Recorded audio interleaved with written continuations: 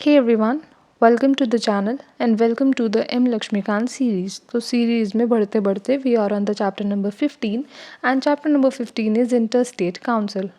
Inter state relations की जब हम बात करते हैं तो वहाँ पर आर्टिकल नंबर 263 की बात होती है. 263 में है इंटरस्टेट काउंसिल्स. इसकी रिकमेंडेशन किसने दी थी? तो इसकी रिकमेंडेशन जो है वो सरकारिया कमीशन ने दी थी 1983 में. ये आपसे PYQ में पूछा गया तो ये पॉइंट इंपॉर्टेंट है. इसको कौन इस्टेब्लिश करता है? तो इसको प्रेसिडेंट इस्टेब्लिश करते हैं. ये पॉइंट भी PYQ में है. अगर हमें डिस्प्यूट्स रिजॉल्व करने हो तो उसके लिए हमें एक ट्रिब्यूनल सेट करना पड़ता है. और ट्रिब्यूनल कौन बनाता है? पार्लियामेंट बनाती है.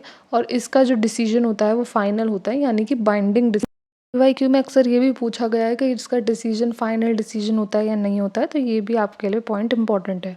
अब इसमें सुप्रीम कोर्ट और हाई कोर्ट का क्या कोई रोल होता है, या अगर हमें वो डिसीजन ना पसंद हो तो क्या हम सुप्रीम कोर्ट और हाई कोर्ट में जा सकते हैं? तो ऐसा नहीं होता है. सुप्रीम कोर्ट और हाई कोर्ट में इसका कोई भी रोल नहीं है और केवल जो ट्रिब्यूनल है उसी का डिसीजन माना जाएगा. अब लेट्स सी इसमें कौन कौन से मेंबर्स आते हैं. तो इसके मेंबर्स हैं prime minister, chief minister of all the states, chief minister of union territory, administrators of the union territory not having legislative assembly. जिसमें लेजिस्लेटिव असेंबली है जिस यूनियन टेरिटरी में, लाइक दिल्ली, तो उसमें चीफ मिनिस्टर होगा, और जिसमें नहीं है तो उसमें उसका एडमिनिस्ट्रेटर होगा.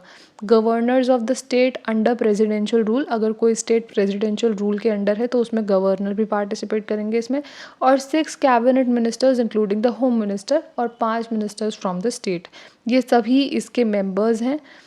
इसमें हमें 2 आर्टिकल्स इंपॉर्टेंट हैं. ये आर्टिकल्स आपको डेप्थ में पढ़ने की ज़रूरत नहीं है, केवल आपको इसके नंबर्स याद होने चाहिए. आर्टिकल 263 है इंटर स्टेट काउंसिल, और आर्टिकल 262 है इंटर स्टेट वाटर डिस्प्यूट. अब इसमें जोनल काउंसिल का भी टॉपिक बहुत इंपॉर्टेंट है. PYQ में इसमें क्वेश्चन है.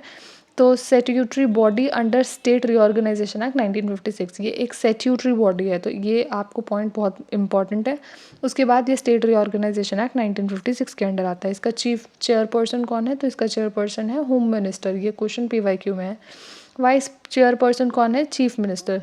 5 इसमें जोन्स आता है. तो एक आता है north zone, central zone, eastern zone, western zone and southern zone. तो ये हो गए 5 जोन्स. इस चैप्टर में इतना ही था.